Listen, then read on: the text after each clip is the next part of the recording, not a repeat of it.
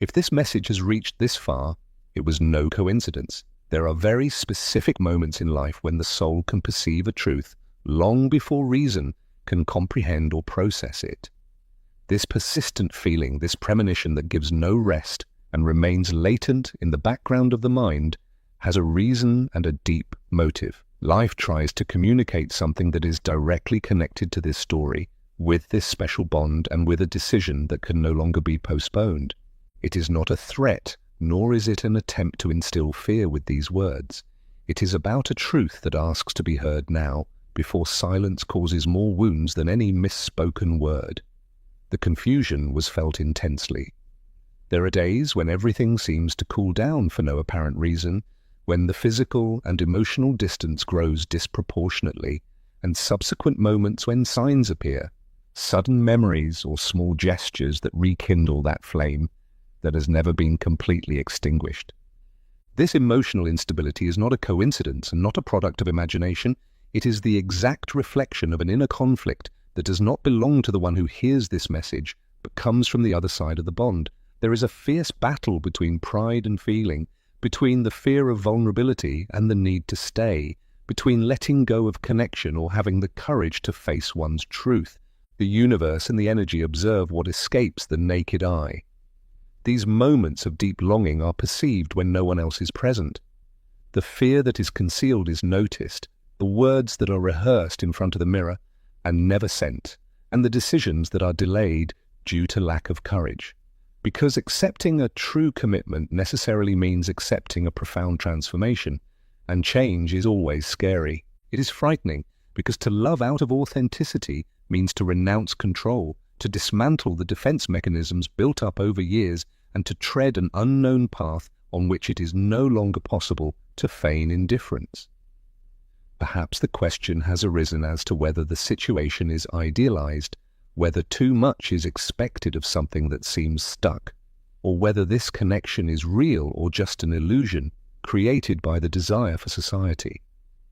This doubt hurts deeply because it tires the heart, exhausting it to feel that you are giving more, feeling more intensely, and waiting with a seemingly infinite patience.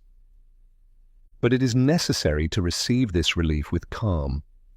When a connection is born from a deep and authentic root, it does not expire with time or distance. On the contrary, it transforms, is put to the test, stretches to the limit of resistance, but does not disappear. When someone tries to flee from what is real, life itself provides for confronting that escape. There is something that is about to break in this person who has moved away. It is not a negative break, but a necessary breaking of the masks. Because there comes a point when pretending that this bond is not important becomes an impossible task. The emptiness left by absence weighs much heavier than the fear of commitment, and it is precisely there that unexpected actions begin to arise. Not because everything has been magically solved, but because the soul can no longer bear to continue to conceal what screams in silence. This message does not come to incite the forcing of situations. Life doesn't call for pursuing, insisting, or experiencing emotional exhaustion when trying to convince someone. On the contrary, observation and trust are required, and above all, not to betray one's own intuition for fear of loss. Because if you choose from the inner truth, fate answers with clarity. But if you choose out of fear and apprehension, everything tends to stagnate. There are now two visible paths. On the one hand, you continue to doubt what you're feeling, minimizing the signs and trying to convince the heart that maybe it's better to let go before you take more damage. This path seems safe and logical, but slowly distances itself from what was destined to grow and mature. On the other path, one chooses to stand firm, without begging for attention, without forcing encounters, but without closing one's heart to the possibility of simply remaining in a place of dignity and faith and allowing the other party to go through its own process. The consequence of acting on this certainty is clarity. The consequence of not doing this is repeating painful cycles. The same stories, the same emptiness, and the same unanswered questions. Life repeats lessons not as punishment, but as a form of teaching, because it knows that inside there exists an immense capacity to love, but also a tendency to endure too much when one should not. This is the relief that needs to be heard today. There is no loneliness in this process. You don't imagine everything that happens. There are subtle movements that have already begun. Inner decisions that do not yet show up on the material level, but can be felt on the energetic level. Fate is not in a hurry, but it does not stop either. And when the exact moment comes, everything aligns itself in a way that the logical mind cannot control. This person feels the absence, even if there is the physical presence of others. She feels the immediate risk of losing connection, even if security is feigned. For souls who are connected by something greater are not replaced. They recognize each other. And when one tries to escape, life shows her the same name, the same memory, and the same feeling over and over again.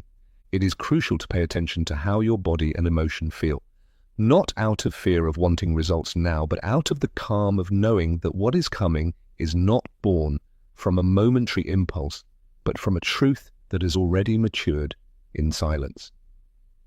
And when this phase of uncertainty is completed, one will understand why nothing happened earlier, why it was necessary to traverse this lonely path, and why this waiting was allowed before the action.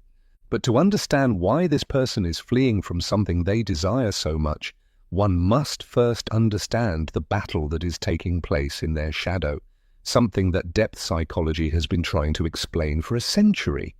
And that reveals the real reason behind their erratic behavior. If you are ready to integrate this teaching into your life, write in the comments, "I trust my intuition." To truly understand why distancing occurs precisely when the connection seems deepest, it is necessary to resort to a vision that goes beyond the superficial. Carl Jung, one of the pioneers in the study of the human psyche, spoke of concepts that explain with surgical precision what is going on in the mind and heart of the one who chooses to create distance. It's not a lack of love or interest, it is about a much more complex psychological and spiritual phenomenon known as the mirror effect and the encounter with the shadow. Understanding this is the key to stop taking the rejection personally and start seeing it as a symptom of an awakening process.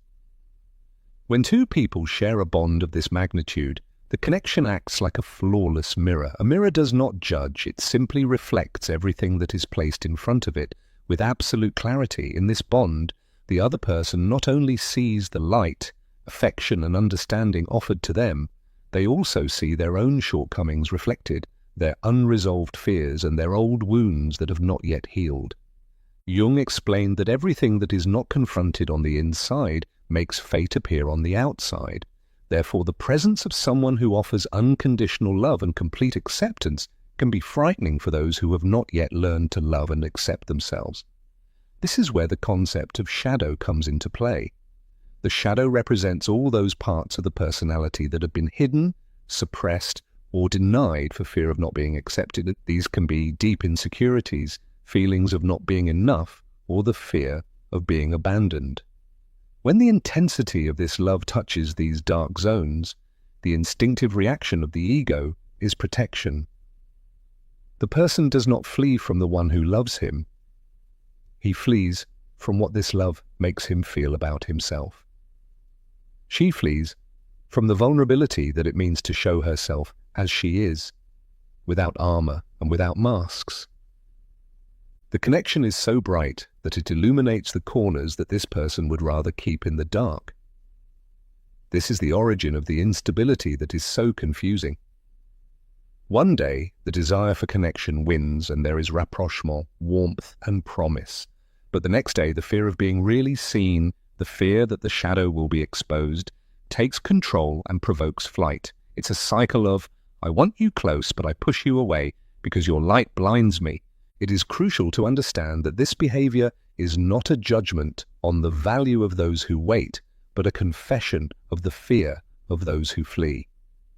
This person is fighting a silent battle between the desire to be absorbed in the bond and the horror of losing their identity or control over their emotions. Accepting true love requires a level of bravery that not everyone possesses at the same moment. It means stopping, controlling, dismantling defenses, and walking on terrain where you can no longer pretend that everything is fine when it isn't. And that is frightening. It is frightening because to truly love is to expose oneself emotionally.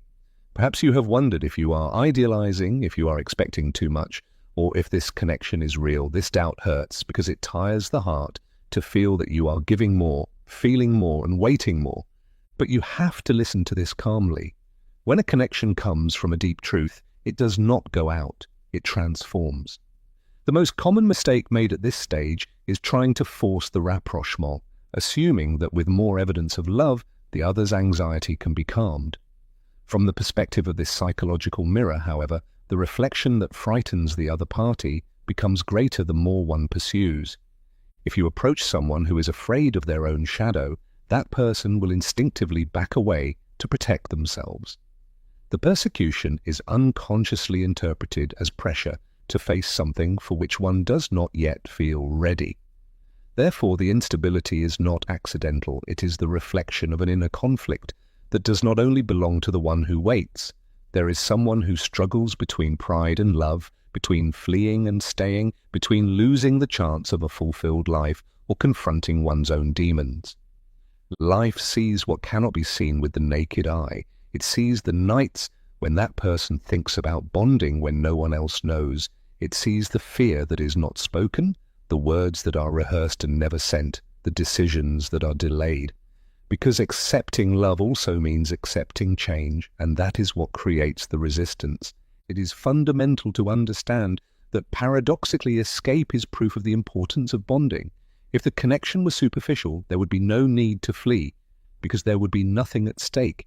Nobody builds walls against something that is not important to them. You build fortresses around what you consider valuable and vulnerable. The distance is in fact a temporary refuge where this person tries to reorganize his inner world, which has been shaken by the arrival of this love, and she is trying to regain a sense of control that she lost the moment the heart began to feel so strongly. In this scenario, pride acts as a wild guardian. Admitting that you need someone, admitting that you were wrong by moving away, requires a death of the ego, and the ego will fight to the end to survive. That is why one observes contradictory behaviors, sudden coldness or persistent silence. It is not real indifference, it is acting, a disguise that the ego uses to gain time while the soul continues to push towards the truth. Jung said that we do not enlighten ourselves by imagining light figures, but by making ourselves aware of the darkness. And this bond forces the other person to make their darkness conscious, whether they want to or not. This doubt, which arises when looking at erratic behavior, hurts because it tires to feel that the scales are out of balance. But you have to remember that when someone tries to flee from what is real, life cares about confronting them. There is something that is about to break in this defensive structure, not in a negative way, but in a necessary way. There comes a point where pretending it doesn't matter becomes impossible, because emptiness outweighs fear. And it is precisely there at this border that unexpected actions happen, not because everything is resolved, but because the soul can no longer bear the incoherence. Therefore, the strategy is not to break the mirror or try to clean it for the other person. The strategy is to allow mirroring to do its job. By staying in one's own center without pursuing and without fleeing, one offers the other party the only real chance to see its shadow without feeling attacked. You create a safe space where fear can slowly turn into curiosity and then acceptance. It is an act of immense faith to trust that the inner process of the other is taking place, even if one does not see immediate external results. And this is exactly where the mistake that the majority makes happens, trying to force the rapprochement or demanding logical explanations for a process that is purely emotional and spiritual, without knowing that by doing so, you are preventing the other party from facing its own emptiness. She is robbed of the opportunity to miss, to appreciate, and to recognize through her own means what she is losing. For the return to be real and lasting, it must be born of freedom, and from the other person's own understanding, not from external persistence. And for that to happen, something fundamental must first be experienced, the physics of absence. Understanding the dynamics of the shadow is only the first step in unblocking the situation. Once you understand that fleeing is not a personal rejection, but a defensive reaction to a mirror that is too bright, the question arises as to how to react to it. The answer lies not in persistence or verbal persuasion, but in a much older and more powerful principle that governs all interactions in the universe, the physics of energy and the law of emptiness. There is an invisible mechanic in human relationships that works with the same precision as gravity. And when one learns to operate in favor of this law instead of fighting against it, the dynamics of attachment change radically. Up to this moment, natural inertia has probably pushed us to search, try to repair, ask for explanations, or simply maintain a constant presence to prevent forgetfulness from setting in. It is a human and understandable reaction. When you feel something valuable slipping away, the primary instinct is to run after it, to hold on to it. On the energetic level, however, this persecution produces a paradoxical and counterproductive effect. Imagine that the binding is a taut rope that connects two ends. If one side pulls towards it with force and tries to bring the other closer, the immediate reaction of the opposite side will be to pull in the opposite direction to keep balance and not lose its position. As long as there is a force that pursues, there will inevitably be a force that resists and flees. This is where the physics of absence comes into play. All the time, the attention was fixed on the other person, sending messages, checking their movements, or simply devoting hours of obsessive thinking. Their ego and safety were energetically nourished. Those who flee basically feel in a position of power and comfort. He knows that someone is waiting. He knows that there is an emotional safety net that has been woven through the devotion of the other. This certainty allows him to maintain distance without feeling the true weight of loneliness. The energy sent acts as fuel, allowing him to keep running without getting tired because he doesn't have to deal with the uncertainty of loss. But what happens when this energy source suddenly stops? When the conscious decision is made to withdraw attention, not as a manipulation or punishment strategy, but as an act of self-respect and preservation, a drastic change in the equation occurs. By letting go of the rope, the resistance on the other side has nothing left to fight against. The force he exerted to remove himself suddenly loses its purpose, and inertia makes him lose his balance. Those who fled suddenly find themselves in a static space without anyone on their heels, and then true silence makes its triumphant entrance. This silence is not simply the absence of noise or text messages, it is a palpable, energetic emptiness. Physics teaches us that nature abhors emptiness and is always trying to fill it. When the energy that enveloped and supported the other person is withdrawn, a hollow space is created around them. Initially, this person may feel a superficial relief and think that they have reclaimed their living space, but this feeling is fleeting. The relief quickly turns into strangeness and then into deep restlessness. This person begins to notice an unusual coldness, a lack of vitality in their day-to-day that they cannot logically explain. It is as if someone had turned down the volume of her life or turned off a light that, although it sometimes disturbed her with its intensity, gave her warmth and direction. In this state of emptiness, the mind of the one who has gone away begins to work differently. He no longer spends his energy constructing walls or excuses to avoid being reached, because no one pursues him anymore. Now this mental energy is free, and since it has no external enemy to protect itself from, it turns inward. Curiosity begins to awaken. He wonders why the search has stopped, whether the interest has perhaps disappeared, or whether he has finally lost this unconditionality that he took for granted. Doubt, which previously belonged exclusively to the one who waited, now changes sides and settles in the mind of the one who left. It is crucial to understand that this process does not happen overnight, but it is inevitable. By withdrawing attention, you give the other party back complete responsibility for their emotions. Before, only one person bore the fear of loss. Now this weight is returning to its original owner. The other party is forced to feel the extent of the separation without anesthesia.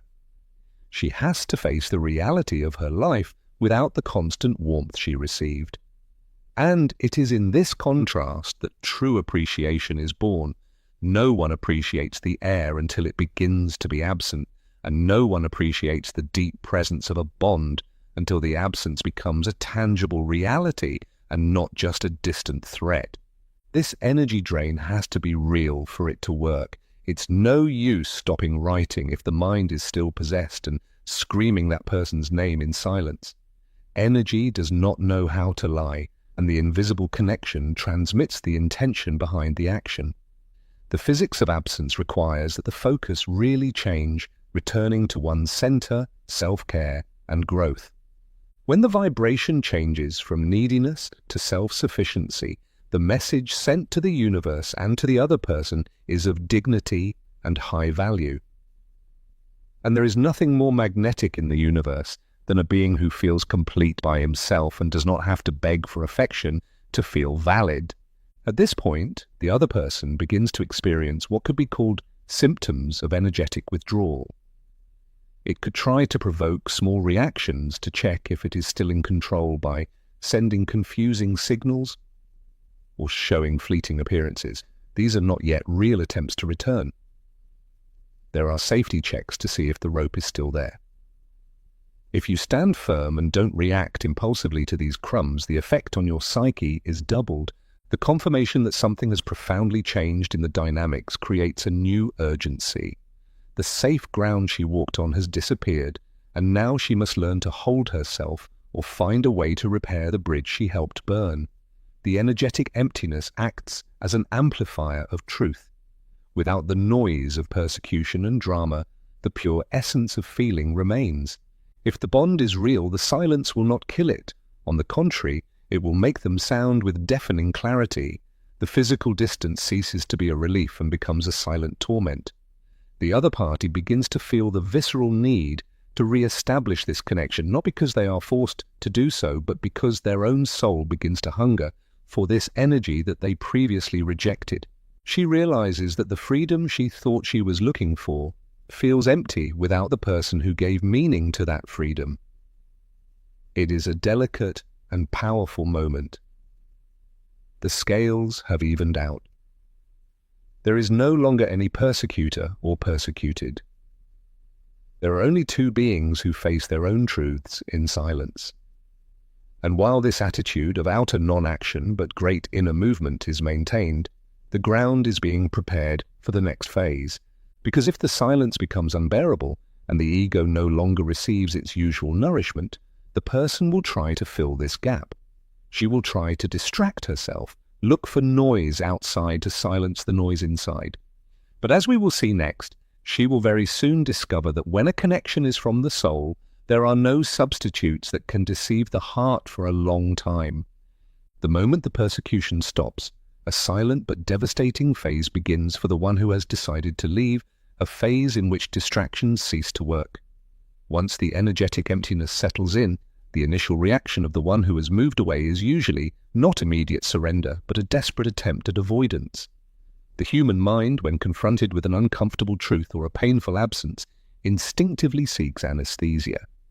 At this stage, it is very common for the other person to try to fill the void that has arisen with noise, hectic activity, or the presence of other people.